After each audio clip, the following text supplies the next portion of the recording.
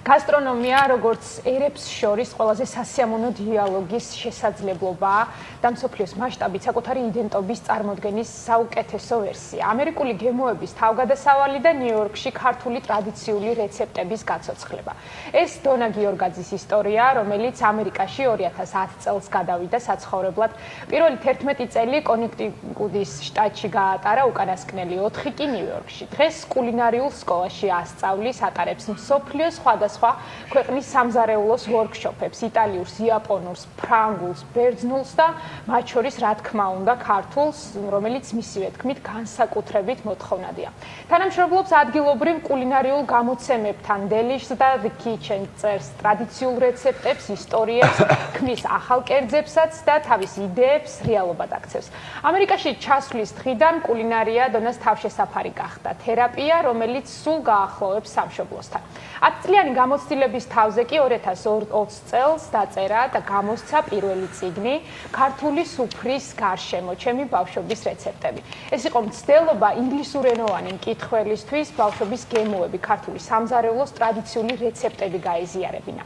დღეს კი 5 წლის შემდეგ საქართველოში მეორე წიგნის ამერიკული კომფორტ ფუდის წარდგენისთვისაა ჩამოსული, რომელიც ქართველებს ნამდვილი კლასიკური ამერიკული გემოების შესახებ უყვება. გვინდა დღეს ერთად ვისაუბროთ უფრო მეტი ქართულ და ამერიკულ გემოებზე ჩვენ სტუმართან ერთად, რა თქმა უნდა. კულინარი დონა გიორგაძია ჩვენთან ერთად შემოგვიერთდება ახლა სტუდიაში. მოგესალმებით. სასიამოვნოა ჩემთვის. ხო, ჩემთვის ცოტა საათებში დამ დროში ტანჯული ის არის, რა ვქია. არ გაკამეს არაფერი დილით. კულინარიული შედევრებით, იმიტომ რომ მე ძალიან მიყვარს ეს ყველაფერი და მიტანჯები ხომ რომ ვერ ვაგემოვნებდი ესო უყურებ რაღაცებს. დღეს არ გვექნება არაფერი, არ გასწონებთ. ყველა იმ გემოზე, რომელსაც ქართველები აგემობენ ამერიკაში და პირიქით ამერიკელებს აცნობთ თქვენ ადამიანები, რომლებიც მუდმივად ზრუნავთ, რომ ქართული იდენტობის ერთ-ერთი მთავარი მახასიათებელი და გამომხატველი ჩვენი გემოები და გასტრონომია ყოველთვის მოექცეს ხოლმე ფოკუსში. სანამ დავიწყებთ თქვენ ამბავზე უფრო დეტალურად საუბარს, წიგნებით ხართ წარმოდგენილი და ძალიან საინტერესო ორივე ვერსია. ამერიკული რეცეპტები ქართულად და ქართული რეცეპტები ინგლისურად. დაგეგმილი არ მქონია წინასწარ, ესე მოხდა, ესე გამოვიდა უბრალოდ. როგორ დაიბადა პირველი წიგნის იდეა Around the Georgian Table, როდესაც გადავცხოვრდი ამერიკაში 2010 წელს. ცხოვრობდი პატარა ქალაქში და რამოდენიმე თვეში დავიწყე მუშაობა კოფიშოპში, საიდანაც გავიცანი ძალიან ბევრი ადამიანი, რომლებიც რა თქმა უნდა მეკითხავდნენ, როგორც კი გამარჯვებას ვეუბნებოდი, როგორ ახარ, საიდან ხარ, აქცენტის გამო, თუმცა მეგონა რომ არანაირი აქცენტი არ მქონდა, მაგრამ მაინც მეკითხავდნენ საიდან ვიყავი. იგრძნობოდა მაინც და მე რა თქმა უნდა ჩამოვარდებოდა საუბარი საკვებზე და ასე შემდეგ და აქედან გამომდინარე ვაკეთებდი ხოლმე სახლში წვეულებებს, სადაც ვეპატიჟებოდი ამ ჩემს ამერიკელ მეგობრებს, რომლებიც მოდიოდნენ და სინჯავდნენ ამ ყველაფერს და ნუ რა თქმა უნდა მე კითხვები დამატებით, როგორ მზადდებოდა ნიგზიანი ბადრიჯანი და ასე შემდეგ და ალბათ აქედან გადავწყვიტე რომ ეს გამეკეთებინა და კიდევ მეორე იყო ინსპირაცია ამ პერიოდში უყურე ძალიან კარგად მახსოვს ფილმი არის ესეთი ჯული და ჯულია. თუ გაქვთ ნანახი. როდესაც გადაწყვეტს ამ წიგნის ჯულია ჩაილდის წიგნის საფუძველზე გადაწყვეტს რომ გააკეთოს ეს ყველა რეცეპტი 1 წლის განმავლობაში და ამაზე აკეთებს ბლოგს.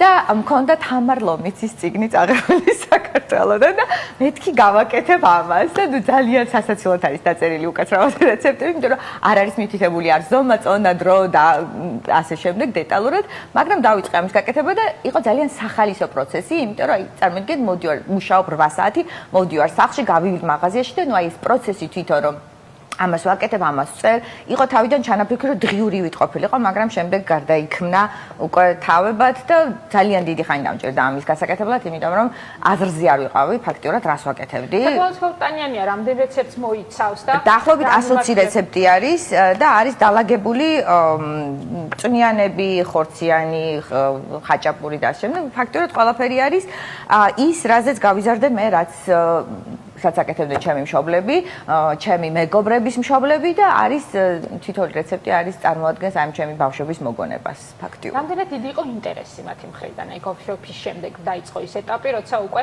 მივხვდით, რომ კულინარი არის საქმე, რომელიც უნდა გააკეთო, ხო, ამერიკაში, იმიტომ რომ არ არის მარტივი ჩახდე ამ ხელა ქვეყანაში რაღაცა სიახლეების საძიებლად და კულინარი აღმოჩნდეს სწორედ ზუსტად ის თავშესაფარი.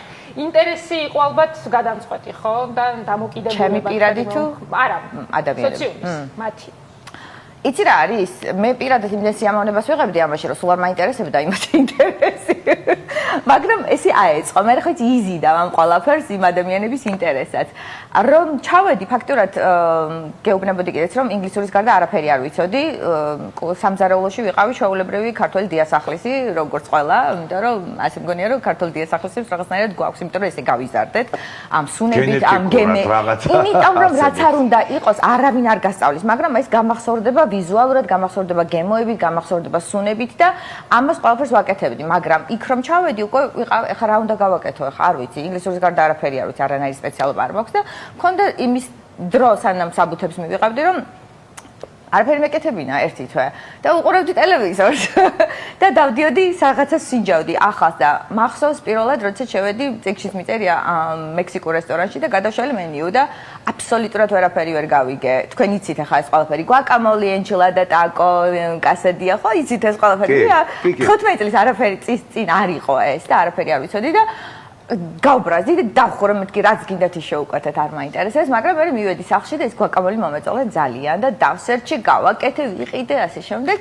მეორე იყო პესტო, რომელიც გავგიჟდი, ისე მომეწონა ბაზილიკოს პესტო, ესეც რაღაც ბაზრობაზე ვიყიდე, ანუ რასაც ვნახულობდი, რასაც ვსინჯავდი, ამ ყველაფერს მე YouTube-ი სახში ვაკეთებდი და ფოტოებს ვუხებდი და მაშინ ვიყავი ესეთი კულინარიული ვებსაიტი იყო Perfect Cookie, არ ვიცი იცით თუ არა, ამით დაიწყო ყველა ეხლა უკვე კაი კულინარებმა და იქ გავიცანით ძალიან ბევრი ფანტასტიკური ადამიანი და აქ ვხვდებდი მე ამ რეცეპტებს, რასაც ვაკეთებდი და ვუზიარებდი. მერე არის ძალიან მაგარი ჯგუფი, ეგეთი ალბათ იცი დღეს რა ვჭამოთ. 7 წლის წინ მოვხდი მაგ ჯგუფს და ძალიან ბევრი პროექტის ინსპირაცია გახდა ეს ჯგუფი, იმიტომ რომ რაღაცნაირად მან ვაზიარებდი ხომ, ესეთი პატარა ჩაკეტილი ჯგუფი იყო იმ პერიოდში, რაც ჩემთვის ძალიან კომფორტული იყო, იმიტომ რომ დიდ ჯგუფებში არ ვარ ესე ლაღად და კომფორტულად და აქედან შევიძინე კიდე არაჩვეულებრივი ადამიანები, რომლის ერთ-ერთი მოდერატორიც, ერთადერთი მოდერატორი დღეს იქნება ბაბალეში ჩვენი ნათია ჯინჯოლავა, რომელიც სწორედ ამ ჯგუფიდან გავიცანე. წიგნის წარგენა გაუცილებლად უნდა ვისაუბროთ. ძალიან მოსლაპარაკო ბოდიშით. რა ლაპარაკობ მაგით? დაფიქრობ უცილებლად ჩაკიო უცებ ყველაფერი და ერთია როცა ის რაც შენი იდენტობის ნაწილია და როგორც თქვი ყველა ადამიანმა უნებურად ალბათ იცის, ეს გემოები მაინც იცის და სუნები ყოველ შემთხვევაში და მე მომზადებასაც ცდილობს და ეს ხვებს გაუზიარო და ასწავლო, მაგრამ ამერიკული გემოები ისე ახლოს მიიღო, რომ მე ეს მოუყვე შენს ქვეყანაში ადამიანებს, ეს ალბათ უფრო რთული ამბავია, ხო? იმიტომ რომ ეს ამერიკა მულტიკულტურული ქვეყანაა, მეწილა და აერთიანებს მსოფლიოს ყველა სამზარეულოს, ხო? ეს თქვენი YouTube არქივდა, რომელი საუკუნის. აჰა. იცი რა არის? საჭმელი არის საჭმელი. გემოები არის გემოები.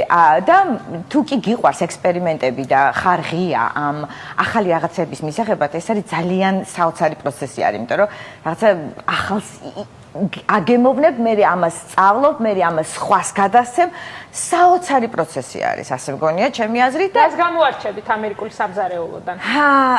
რა შეგიყვარდა ყველაზე მეტად? ერთ რაღაცას იმას ვარ, ამის მე, ანუ როგორ იყო, იცი რა, ჩემი bedtime ძილის წინ წასაკითხი წიგნები იყო რეცეპტების წიგნები და მემუარები შეფების და ასე შემდეგ და როგორ ვისწავლე ეს? არ წავსულა არც ერთ კულინარიულ სკოლაში არ დამიმთავრებია, არც მაგის საშუალება მქონდა, არც დრო და არც თვლი რომ საჭირო არის, თუ გინდა შენ თვითონაც ისწავლე დღევანდელ პირობებში, როდესაც არის YouTube, Google და წიგნები უამრავი, ესე ვისწავლე და მე ამას ვაპრაქტიკებდი, რა თქმა უნდა და მე საბოლოოდ ბოლოს მივედი იმამდე, რომ საერთოდ არ ვკითხულობ რეცეპტებს, საერთოდ არ მიყვები რეცეპტებს, ჩემი სტილი არის არაფრისგან რაღაცის გაკეთება. აი, რაც სახში მაქვს, იმისგან რაღაცა მეჯიკის საოცარი რაღაცის შექმნა და მარტივია. უნდა იყოს აუცილებლად მარტივი, იმიტომ რომ სიმარტივეში არის გენიალურობა, მართლა ეგრე არის და რაც უფრო კარგი ხარისხის ამნიშნულობა, დიდი მნიშვნელობა პროდუქტების ხარისხი, კარგი ხარისხი და 4 სპაისი შესაკმაზი მარილი, პილპილი, ზეითუნი, ზეთი, ლიმონი. That's all you need. ეს უნდა მეტი არაფერი არ ჭირდება,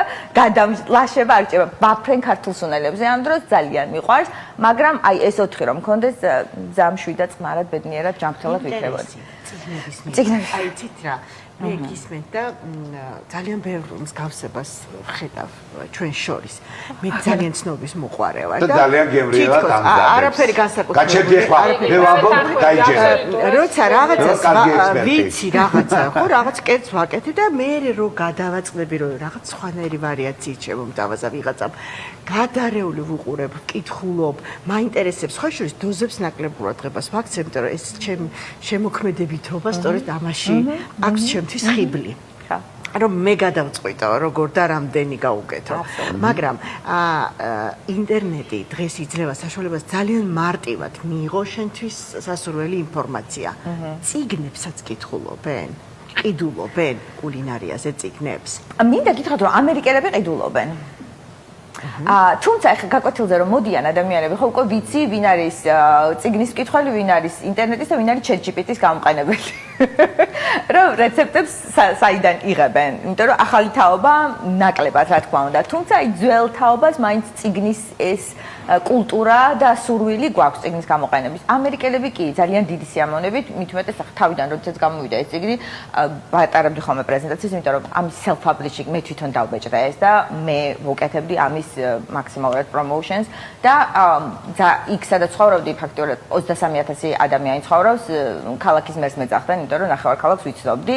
იმიტომ რომ ამ მუშაობდი, ამ კოფიშოპში მუშაობდი 2 წლის განმავლობაში და მე უკვე როგორც პერსონალური შეფი და ვასწავლიდი, დავიწყე სწავლება და ესეც ძალიან სასაცილო ის იყო, იმიტომ რომ სამზარეულო სადაც ჩემს სახლში არ იყო ისეთი სეტაპი, რომ გამეკეთებინა გაკვეთილები და ჩემმა მეგობარმა შემოთავაზა რომელსაც უნდა თვითონ მონაწილეობის მიღება და მას არ ვახტევინებდი ხოლმე ფულს და მოკლედ ამ მერიენის ჩემი გერმანელი მეგობარი არაჩვეულებრივი მის სამზარეულოს ვიყენებდი და ბავშვების რო დავიწყე ვინც აკეთებდა ჰოსტინგს ვისთანაც ვაკეთებდით ის ბავშვი არ იხდიდა და ეს ძალიან ისეთი მოსახერხებელი იყო ხო იმიტომ რომ არ მქონდა მაგის საშუალება და მეთქი რაღაცა გამოსავალი უნდა ვიპოვოთ და ეს იყო ძალიან მაგარი გამოსავალი ასე მგონია რომ თვითონაც უხაროდათ მე რაღაცა იწევდნენ ამას და მე სკოლებში დავიწყე უკვე სკოლებში მიმიწვიეს ამ ბავშვებისთვის და ფიქრობდი რომ აი ეს ბავშვებისთვის და განსაკუთრებით ამერიკელებს ისეთი ცუდები არიან ამ იმაში გონიათ კუკინგი რაღაცა ძალიან დიდი მეცნიერება და ეს და მე ვფიქრობ რომ ეს არის ძალიან აუცილებელი სკილი რომელიც ყველამ უნდა იცოდეს იმიტომ რომ გადარჩენის სკილი არის რომ აი მარტო რომ დარჩები და ვერ გამოიძახებ რაღაცას, რომ ეს გამოსავალი მარტივად იპოვა, შემთხვევაში რაღაც საკვები მოამზადა. საყვარელი ამერიკული კერძი ამ პასუხით, იმიტომ რომ ეს წიგნი არის ამერიკულ კერძებზე, რომელიც საქართველოში უფრო მეტმა ადამიანმა ისწავლოს რეცეპტები, გაიგოს და წაიკითხოს და ამიტომაც არის ქართულ ენაზე უკვე ამერიკული ვერსია და ხო პრეზენტაციაზეც აუცილებლად უნდა ვთქვათ, რომ mac and cheese, მაკარონი ყველით ალბათ, რომელსაც ჭამ ხოლმე წელიწადში ერთხელ სავარაუდოდ. მაგრამ არის აი როგორი comfort food-ი არის, რა ის სახეზე რო უნდა შეიზილო და გადაიფარო და იყო ბედნიერი.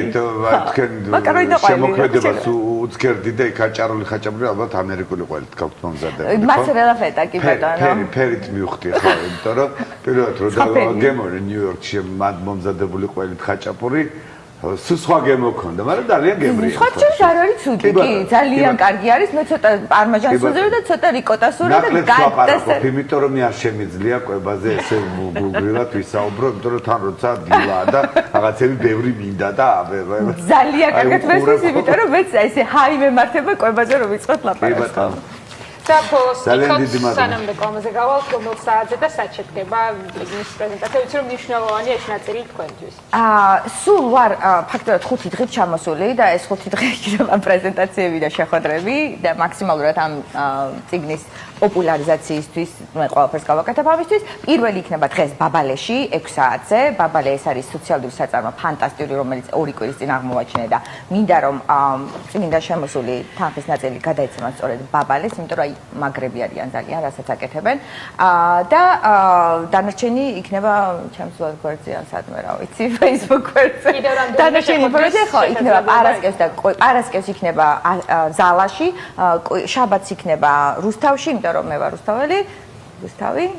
და კვირას იქნება ბაზარი ორბელიანზე workshop-ი, რადგან არის 1 ივნისი, მშობლების და შვილების, არა დედების და შვილების, მშობლების და შვილების თუ მამებს და შვილებს უნდა დასწრება, სიამოვნებით, რომელიც არის უფასო, შეზღუდული არის რაოდენობა 10 წელი შეიძლება და რეგისტრაცია აუცილებელია, რომ წინასწარ იყოს.